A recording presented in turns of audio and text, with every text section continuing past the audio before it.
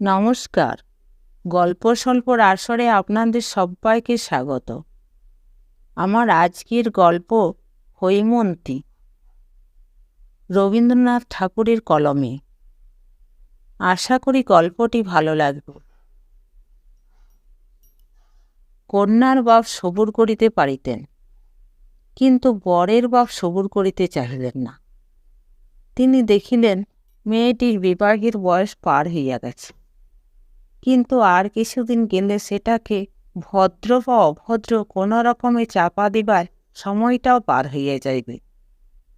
মেয়ের বয়স অবৈধ রকমে বাড়িয়া গেছে বটে, কিন্তু পণের টাকার আপেক্ষিক গুরুত্ব এখনও তাহার চেয়ে কিঞ্চিত ওপরে আছে। সেই জন্যই তারা। আমি ছিলাম বর, সুতরাং বিবাহ সম্বন্ধে আমার মত যাচাই করা অনাবশ্যক ছিল। আমার কাজ আমি করিয়াছি, এফএ পাশ করিয়া বৃত্তি পাইয়াছি। তাই প্রজাপতি দুই পক্ষ, কন্যাপক্ষ ও বরপক্ষ ঘন ঘন বিচলিত হইয়া উঠিল। আমাদের দেশে যে মানুষ একবার বিবাহ করিয়াছে, বিবাহ সম্বন্ধে তাহার মনে আর কোনো উদ্বেগ থাকে না।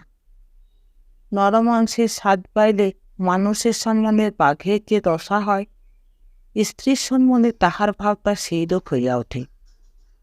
অবস্থা যেমনই ও বয়স যতই হইও, স্ত্রীর অভাব ঘটিবা মাত্র তাহা পূরণ করিয়া লইতে তাহার কোনো দ্বিধা থাকে না। যত দ্বিধা ও দুশ্চিন্তা সে দেখি আমাদের নবীন ছাত্রদের। বিবাহের পৌনঃপুনিক প্রস্তাবে তাহাদের পিতৃপক্ষের পাকা চুল কনকের আশীর্বাদে পুনঃ পুনঃ কাঁচা হইয়া ওঠে। আর প্রথম ঘটকালির আছে ইহাদের কাঁচা চুল ভাবনায় একমাত্রে পাকিবার উপক্রম হয়। সত্য বলিতেছি, আমার মনে এমন বিষম উদ্বেগ জন্মে নাই, বরঞ্চ বিবাহের কথায় আমার মনের মধ্যে যেন দক্ষিণে হাওয়া দিতে লাগিল। কৌতূহলী কল্পনার কিশলয়গুলির মধ্যে একটা যেন কানাকানি পড়িয়া গেল। যাহাকে বার্কের ফ্রেঞ্চ রেভলিউশনের নোট ৫-৭ খাতা মুখস্থ করিতে হইবে, তাহার পক্ষে ভাবটা দোষের। আমার এ লেখা যদি টেক্সটবুক কমিটির অনুমোদিত হইবার কোনো আশঙ্কা থাকিত, তবে সাবধান হইতাম। কিন্তু এ কি করিতেছি? এ কি একটা গল্প যে উপন্যাস লিখিতে বসিলাম? এমন সুরে আমার লেখা শুরু হইবে এ আমি কি জানিতাম? মনে ছিল কয় বৎসরে বেদনার যে মেয়ে কালো হইয়া জমিয়া উঠিয়াছে, তাহাকে বৈশাখ সন্ধ্যা ঝোড়ো বৃষ্টির মতো প্রবল বর্ষণে নিঃশেষ করিয়া দেব। কিন্তু না পারিলাম বাংলায় শিশুপাঠ্য বই লিখিতে, কারণ সংস্কৃত মুগ্ধবোধ ব্যাকরণ আমার পড়া নাই। আর না পারিলাম কাব্য রচনা করিতে, কারণ মাতৃভাষা আমার জীবনের মধ্যে এমন পুষ্পিত হইয়া ওঠে নাই, যাহাতে নিজের অন্তরকে বাহিরে টানিয়া আনিতে পারি। সেই জন্যই দেখিতেছি আমার ভিতরকার শ্মশানচারী সন্ন্যাসীটা অট্টহাস্যে আপনাকে আপনি পরিহাস করিতে বসিয়াছি। না করিয়া করিব কি? তাহার যে অশ্রু শুকাইয়া গেছে, জ্যৈষ্ঠের খররৌদ্রৈত জ্যৈষ্ঠের অশ্রুশূন্য রোদন। আমার সঙ্গে যাহার বিবাহ হইয়াছিল, তাহার সত্য নামটা দেব না, কারণ পৃথিবীর ইতিহাসে তাহার নামটি লইয়া প্রত্নতাত্ত্বিকদের মধ্যে বিবাদের কোনো আশঙ্কা নাই। যে তাম্রশাসনে তাহার নাম খোদাই করা আছে, সেটা আমার হৃদয়পথ। কোনো কালে সে পথ এবং সে নাম বিলুপ্ত হইবে এমন কথা আমি মনে করিতে পারি না। কিন্তু যে অমৃতলোকে তাহা অক্ষয় হইয়া রহিল, সেখানে ঐতিহাসিকের আনাগোনা নয়। আমার এই লেখায় তাহা যেমন হয়ে একটা নাম চাই। আচ্ছা, তাহার নাম দিলাম শিশির। কেননা শিশিরের কান্না হাসি একেবারে এক হইয়া আছে, আর শিশিরে ভোরবেলাটুকুর কথা সকালবেলায় আসিয়া ফুরাইয়া যায়। শিশির আমার চেয়ে কেবল ২ বছরে ছোট ছিল, অথচ আমার পিতা যে গৌরীদানের পক্ষপাতী ছিলেন না তাহা নয়। তাহার পিতা ছিলেন উগ্রভাবে সমাজ বিদ্রোহী। দেশে প্রচলিত ধর্মকর্ম কিছুতে তাহার আস্থা ছিল না। তিনি কষিয়া ইংরেজি পড়িয়াছিলেন। আমার পিতা অগ্রভাবে সমাজের অনুগামী, মানিতে তাহার বাধে। এমন জিনিস আমাদের সমাজে সদরে বা অন্দরে, দেউড়ি বা খিড়কির পথে খুঁজিয়া পাওয়া যায়, কারণ ইনিও কষিয়া ইংরেজি পড়িয়াছিলেন। পিতামহ এবং পিতা উভয়েরই মতামত বিদ্রোহের দুই বিভিন্ন মূর্তি, কোনোটাই সবল স্বাভাবিক নহে। তবুও বড় বয়সের মেয়ের সঙ্গে বাবা যে আমার বিবাহ দিলেন, তাহার কারণ মেয়ের বয়স বড় বলিয়ায় পণের অঙ্কটাও বড়। শিশির আমার শ্বশুরের একমাত্র মেয়ে। বাবার বিশ্বাস ছিল কন্যার পিতা সমস্ত টাকা ভাবি জামাত আর ভবিষ্যতের গর্ভ পূরণ করিয়া তুলিতেছে। আমার শ্বশুরের বিশেষ কোনো একটা মতের পালাই ছিল না। তিনি পশ্চিমের এক পাহাড়ের কোনো রাজার অধীনে বড় কাজ করিতেন। শিশির যখন কোলে, তখন তার মার মৃত্যু হয়। মেয়ে বৎসর-অন্তে এক এক বছর করিয়া বড় হইতেছে। তাহা আমার শ্বশুরের চোখেই পড়ে না। সেখানে তাহার সমাজের লোক এমন কে হয় ছিল না যে তাহাকে চোখে আঙুল দিয়া দেখাইয়া দেবে। শিশিরের বয়স যথাসময়ে 16 হইল, কিন্তু সেটা স্বভাবের 16, সমাজের 16 নাহি। কেহ তাহাকে আপন বয়সে যেন সতর্ক হইতে পরামর্শ দেয় নাই। সেও আপন বয়সটা দেখে ফিরিয়াও তাকাইত না। কলেজে 2য় বৎসরে পা দিয়াছি। আমার বয়স 19। এমন সময় আমার বিবাহ হইল। বয়সটা সমাজের মতে বা সময় সংস্কারের মতে উপযুক্ত কিনা তাহা লইয়া তাহারা দুই পক্ষ লড়াই করিয়া রক্তারক্তি করিয়া মরুক, কিন্তু আমি বলিতেছি, সে বয়সটা পরীক্ষা পাশ করিবার পক্ষে যত ভালো হইউক, বিবাহের সম্বন্ধ আসিবার পক্ষে কিছুমাত্র কম ভালো নয়। বিবাহের অরুণোদয় হইল একখানি ফটোগ্রাফের আভাসে। পড়া মুখস্থ করিতেছিলাম।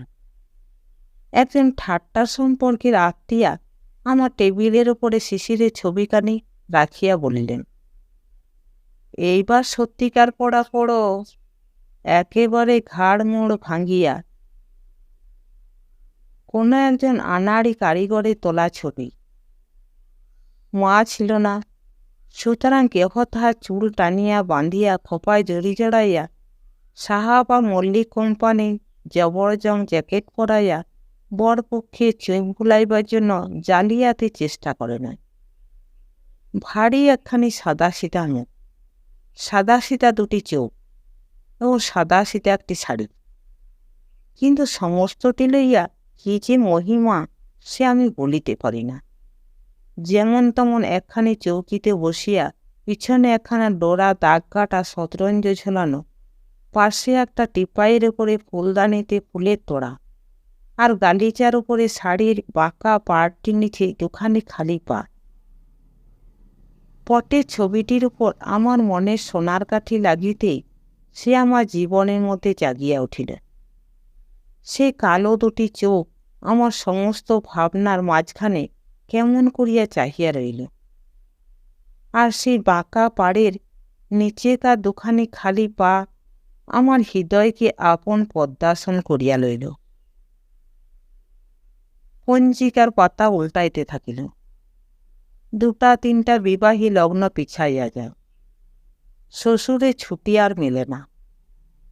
ওদিকে সামনে একটা অকাল 4-5টা মাস জুড়িয়া আমার আইবুড়া বয়সের সীমানাটাকে 19 বছর হইতে অনর্থক 20 বছরের দিকে ঠেলিয়া দিবার চক্রান্ত করিতেছে। শ্বশুরের এবং তাহার মনিবের উপর রাগ হইতে লাগিল। যা হইউক, অকালে ঠিক পূর্ব লগ্নটাতে আসিয়া বিবাহের দিন ঠেকিল। সেদিনকার সানাইয়ের প্রত্যেক তানটি যেন আমার মনে পড়িতেছি। সেদিনকার প্রত্যেক মুহূর্তটিকে আমি আমার সমস্ত চৈতন্য দিয়া স্পর্শ করিয়াছি।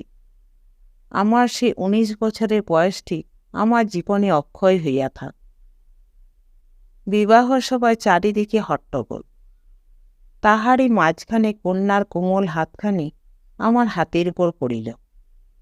এমন আশ্চর্য আর কি আছে? আমার মন বারবার করিয়া বলিতে লাগিল, আমি পাইলাম, আমি ইহাকে পাইলাম। কাহাকে পাইলাম? এ যে দুর্লভ, এ যে মানবী, ইহা রহস্যের কি অন্ত আছে? আমার শ্বশুরের নাম গৌরীশঙ্কর। যে হিমালয়ে বাস করিতেন, সেই হিমালয়ে তিনি যেন মিথ্যা। তাহার গাম্ভীর যে শিখর দেশে একটি স্থির হাস্যশুব্ধ হইয়াছিল, আর তাহার হৃদয়ের ভিতরটিতে স্নেহের যে একটি প্রস্রবণ ছিল, তাহার সন্ধান যাহারা জানিত, তাহারা তাহাকে ছাড়িতে চাহিত না। কর্মক্ষেত্রে ফিরিবার পূর্বে আমার শ্বশুর আমাকে ডাকিয়া বলিলেন, বাবা, আমার মেয়েটিকে আমি 17 বছর ধরিয়া জানি, আর তোমাকে এই কটি দিন মাত্র জানিলাম, তবু তোমার হাতেও রহিল। যে ধন দিলাম তাহার মূল্য যেন বুঝিতে পারো। ইহার বেশি আশীর্বাদ আর নাই। তাহার বেহাই বেয়ান সকলেই তাহাকে পার করিয়া আশ্বাস দিয়া বলিলেন, বেয়াই, মনে কোনো চিন্তা রাখিও না। তোমার মেয়েটি যেমন বাপকে ছাড়িয়া আসিয়াছে, এখানে তেমনি বাপ মা উভয়কেই পাইল। তাহার পরে শ্বশুরমশাই মেয়ের কাছে বিদায় লইবার বেলা হাসিলেন, বলিলেন, বুড়ি, চলিলাম।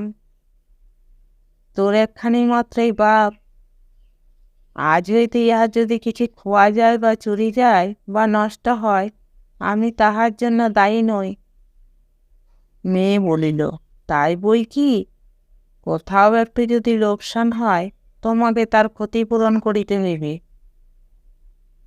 অবশেষে নিত্য তাহার যেসব বিষয়ে বিভ্রাট ঘটে, বাপকে সে সম্বন্ধে সে বারবার সতর্ক করিয়া দিল।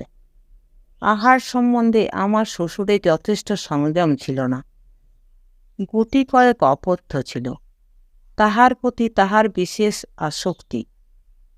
বাপকে সেই সমস্ত প্রলোভন হইতে যথাসম্ভব ঠেকাইয়া রাখা মেয়ের এক কাজ ছিল। তাই আয় সে বাপের হাত ধরিয়া উদ্বেগের সহিত বলিল, বাবা, তুমি আমার কথা রেখো, রাখবে? বাবা হাসিয়া কহিলেন, মানুষ পণ করে পণ ভাঙিয়া ফেলিয়া হাঁপ ছাড়িবার জন্য, অতএব কথা না দেওয়াই সবচেয়ে নিরাপদ।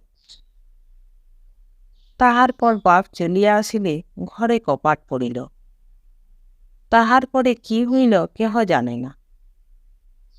বাপ ও মেয়ের অশ্রুহীন বিদায় ব্যাপার পাশের ঘর হইতে কৌতূহলী অন্তঃপুরিকার দল দেখিল ও শুনিল।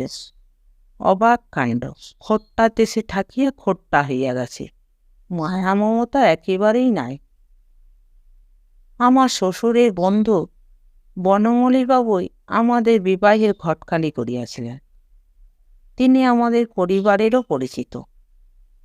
তিনি আমার শ্বশুরকে বলিয়াছিলেন, সংসারে তোমার তো ওই একটি মেয়ে, এখন ইহাদেরই পাশে বাড়ি লইয়া এইখানেই জীবনটা কাটাও। তিনি বলিলেন, যাহা দিলাম তাহা উজাড় করিয়াই দিলাম, এখন ফিরিয়া তাকাইতে গেলে দুঃখ পাইতে হইবে। অধিকার ছাড়িয়া দিয়া অধিকার রাখিতে যাইবার মতো এমন বিড়ম্বনা আর নাই। সব শেষে আমাকে নিভৃতে লইয়া গিয়া অপরাধীর মতো সসংকোচে বলিলেন, আমার মেয়েটির বই পড়িবার শখ এবং লোকজনকে খাওয়াইতেও বড় ভালোবাসে। এজন্য বেহাইকে বিরক্ত করিতে ইচ্ছা করি না। আমি মাঝে মাঝে তোমাকে টাকা পাঠাইব। তোমার বাবা জানিতে পারলে কি রাগ করিবেন? প্রশ্ন শুনিয়া কিছু আশ্চর্য হইলাম। সংসারে কোনো একটা দিক হইতে অর্থ সমাগম হইলে বাবা রাগ করিবেন, তাহার মেজাজ এত খারাপ তো দেখি নাই। যেন ঘুষ দিতেছেন। এমনিভাবে আমার হাতে একখানা 100 টাকা নোট গুঁজিয়া দিয়াই আমার শ্বশুর দ্রুত প্রস্থান করিলেন।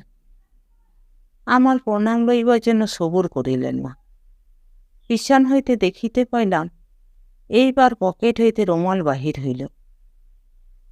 আমি স্তব্ধ হইয়া বসিয়া ভাবিতে লাগিলাম, মনে বুঝিলাম ইহারা অন্য জাতের মানুষ। বন্ধুদের অনেককেই তো বিবাহ করিতে দেখিলাম, মন্ত্র পড়ার সঙ্গে সঙ্গে স্ত্রীটিকে একেবারে এক দাসে কলার্ধকরণ করা হয়।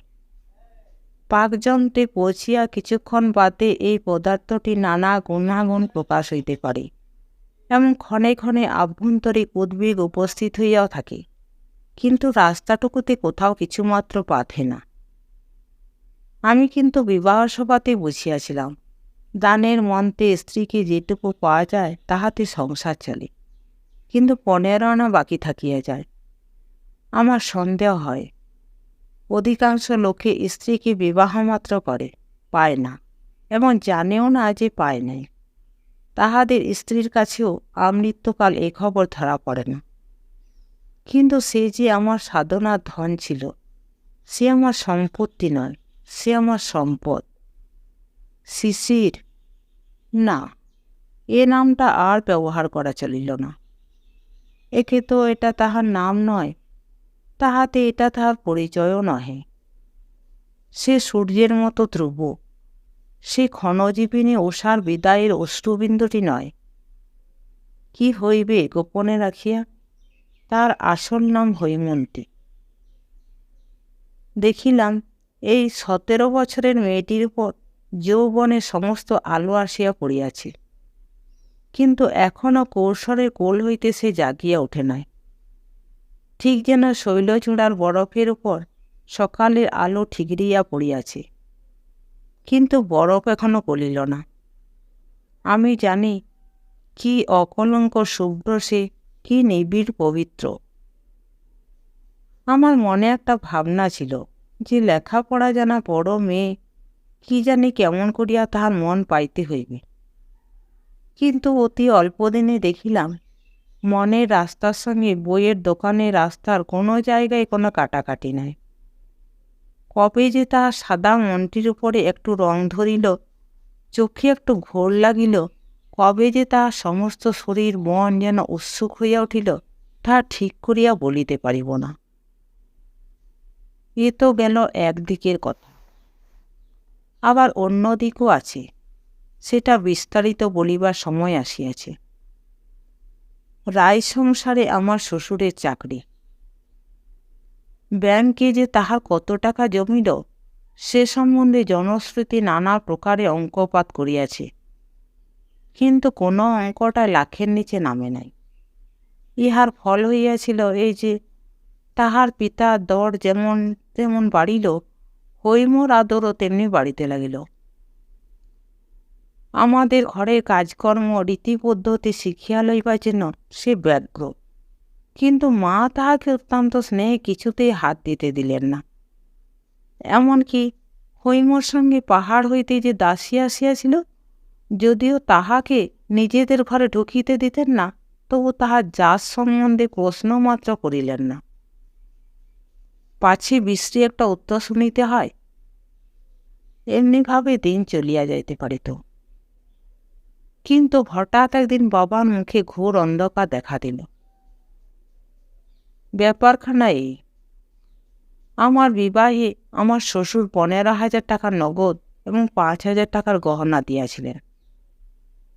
বাবা তাহার এক দালাল বন্ধুর কাছে খবর পাইয়াছেন ইহার মধ্যে 15,000 টাকায় ধার করিয়া সংগ্রহ করিতে হইয়াছে।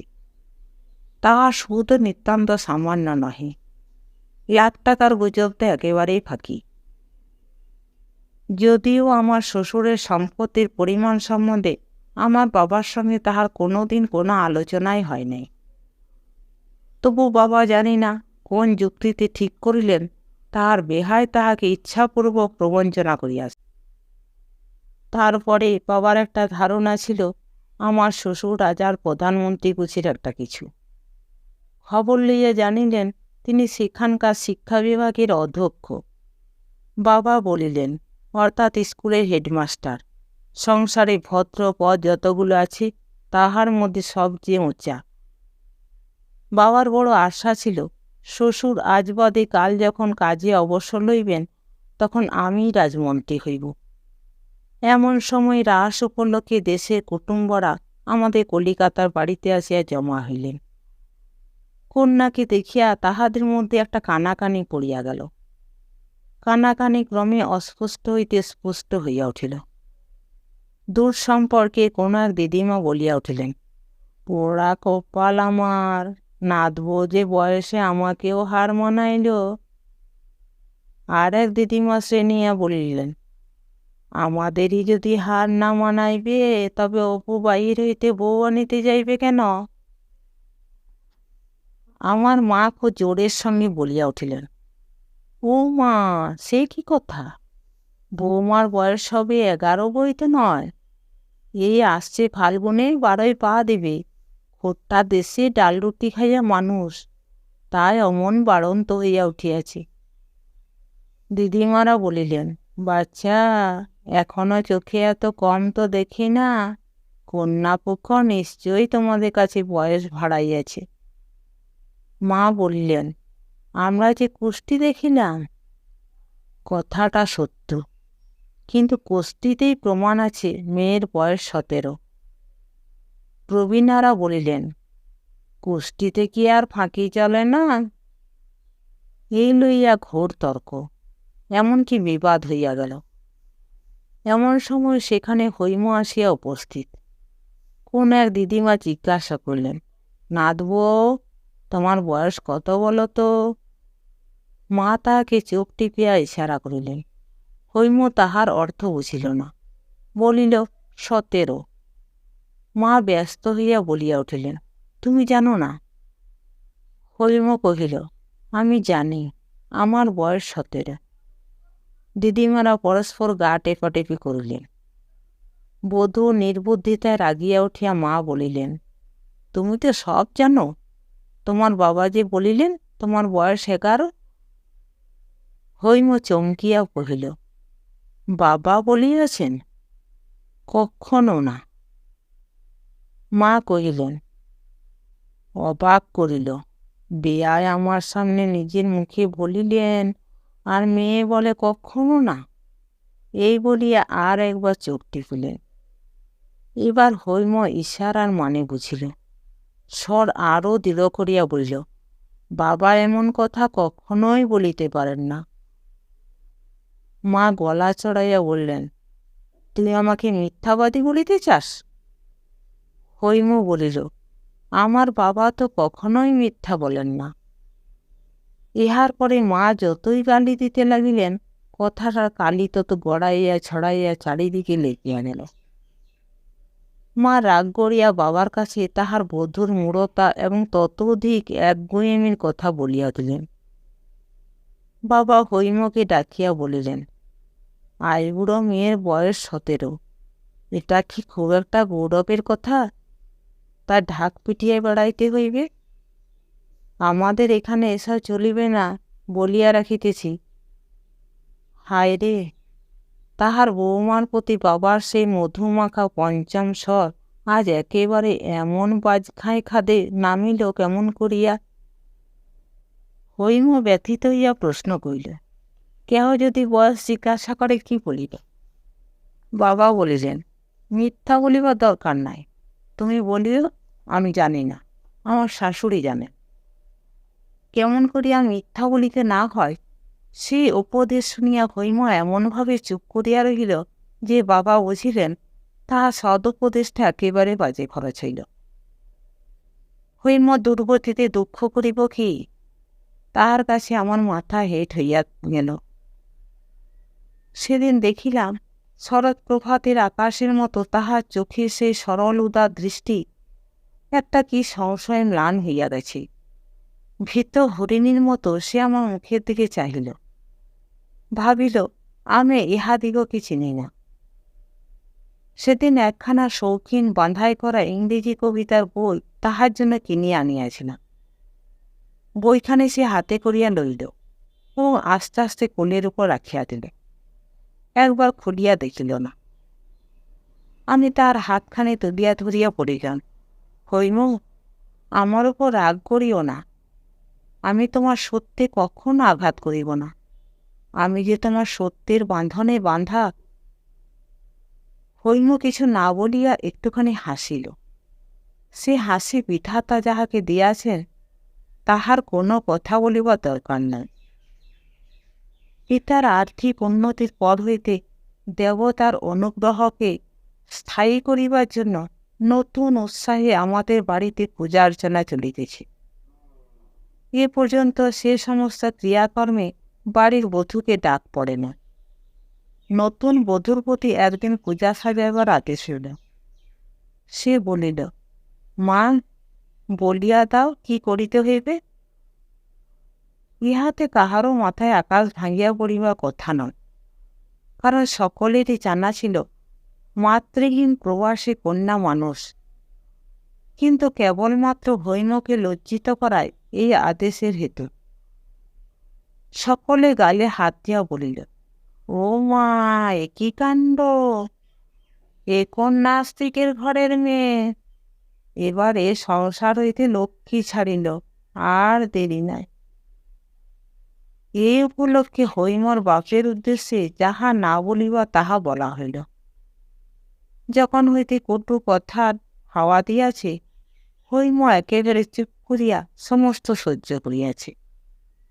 একদিনের জন্য কাহারও সামনে সে চোখে জলও ফেলে না। আজ তাহার বড় বড় দুই চোখ ভাসাইয়া দিয়া জল পড়িতে লাগিল। সে উঠিয়া দাঁড়াইয়া বলিল, আপনারা জানেন সে দেশে আমার বাবাকে সকলে ঋষি বলে।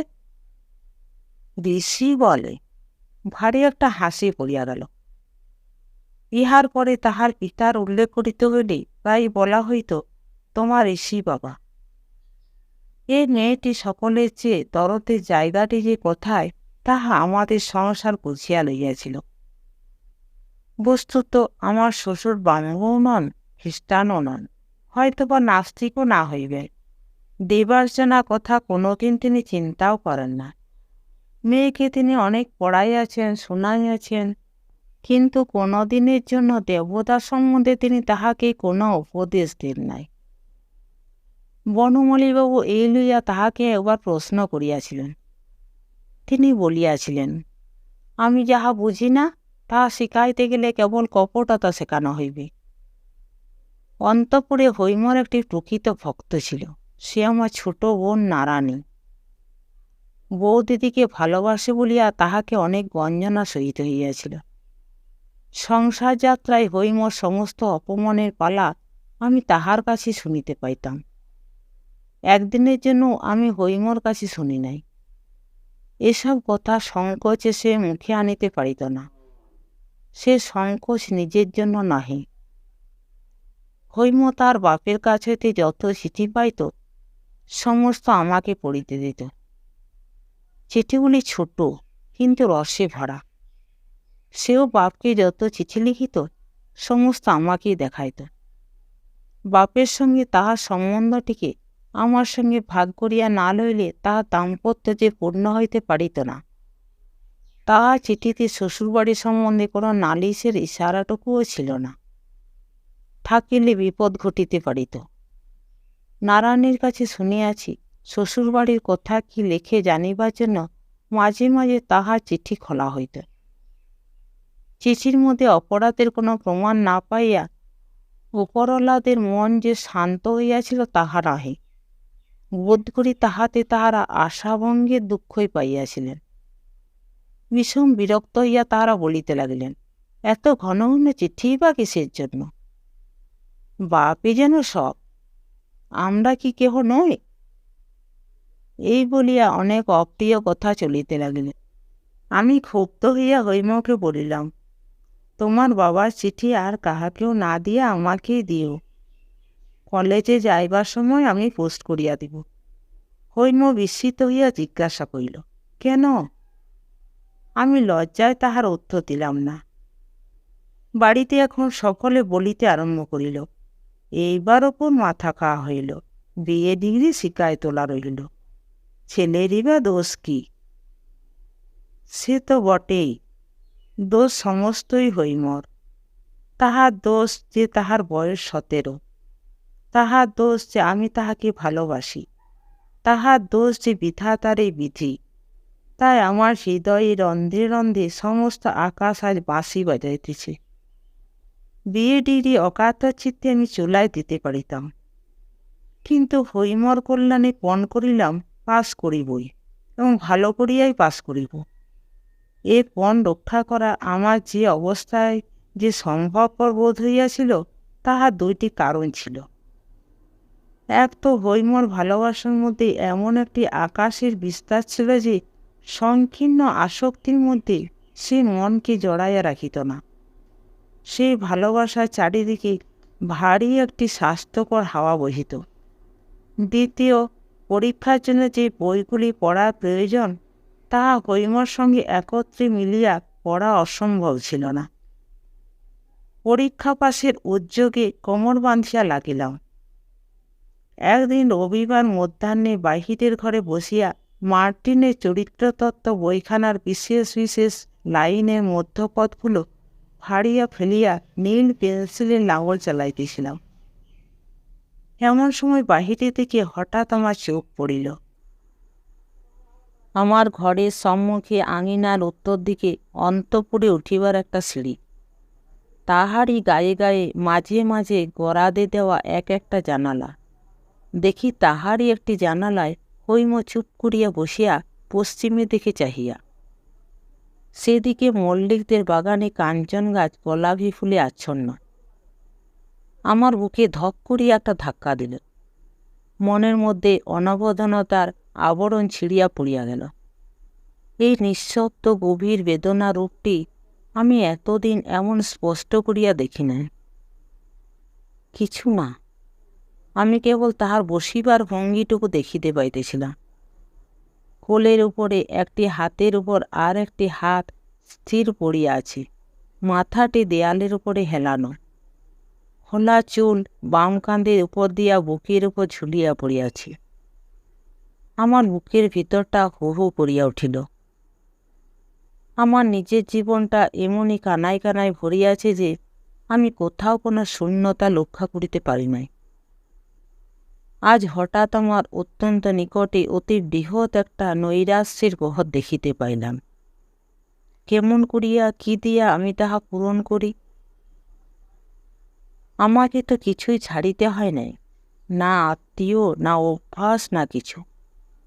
হৈম যে সমস্ত ফেলিয়া আমার কাছে আসিয়াছে, সেটা কতখানি তাহা আমি ভালো করিয়া ভাবি নাই। আমাদের সংসারে অপমানে কণ্ঠস্বর এসে বসিয়া সে স্বয়ং আমিও তাহার সঙ্গে ভাগ করিয়া লইয়াছি। সেই দুঃখে হৈমর সঙ্গে আমার সঙ্গ ছিল, তাহাতে আমাদিগকে পৃথক করে না। কিন্তু এই গিরিনন্দিনী 17 বৎসরকাল অন্তরে বাহিরে কত বড় একটা মুক্তির মধ্যে মানুষ হইয়াছে, কি নির্মল সত্যি এবং উদার আলোকে তাহার প্রকৃতি এমন ঋজু শুভ্র সবল হইয়া উঠিয়াছে, তাহা হইতে হৈম যে কিরূপ নিরতিশয় ও নিষ্ঠুররূপে বিচ্ছিন্ন হইয়াছে, এতদিন তাহা আমি সম্পূর্ণ অনুভব করিতে পারি নাই। কেননা সেখানে তাহার সঙ্গে আমার সমান আসন ছিল না। হৈম যে অন্তরে অন্তরে মুহূর্তে মুহূর্তে মরিতেছিল, তাহাকে আমি সব দিতে পারি, কিন্তু মুক্তি দিতে পারি না। তাহা আমার নিজের মধ্যে কোথায়? সেই জন্যই কলিকাতার গলিতে ওই গরাদের ফাঁক দিয়া নির্বাক আকাশের সঙ্গে তাহার নির্বাক মনের কথা হয়, এবং এক একদিন রাত্রে হঠাৎ জাগিয়া উঠিয়া দেখি সে বিছানায় নাই, হাতের উপর মাথা রাখিয়া আকাশ ভরা তারার দিকে মুখ তুলিয়া ছাতে শুইয়া আছে। মার্টিনও পড়িয়া রহিল। ভাবিতে লাগিলাম, কি করি? শিশুকাল হইতে বাবার কাছে আমার সংকোচের অন্ত ছিল না। কখনো মুখোমুখি তাহার কাছে দরবার করিবার সাহস বা অভ্যাসনা ছিল না। সেদিন থাকিতে পারিলাম না। লজ্জার মাথা খাইয়া তাহাকে বলিয়া বসিলাম, বইয়ের শরীর ভালো নয়, তাহাকে একবার বাপের কাছে পাঠাইলে হয়। বাবা তো একেবারে হতবুদ্ধি। মনে লেশ মাত্র সন্দেহ রইল না যে হৈমই এইরূপ অভূতপূর্ব স্পর্ধায় আমাকে প্রবর্তিত করিয়াছে। তখনই তিনি অন্তঃপুরে গিয়া হৈমকে জিজ্ঞাসা করিলেন, বলি বৌমা, তোমার অসুখটা কিসের? হৈম বলিল, অসুখ তো নাই।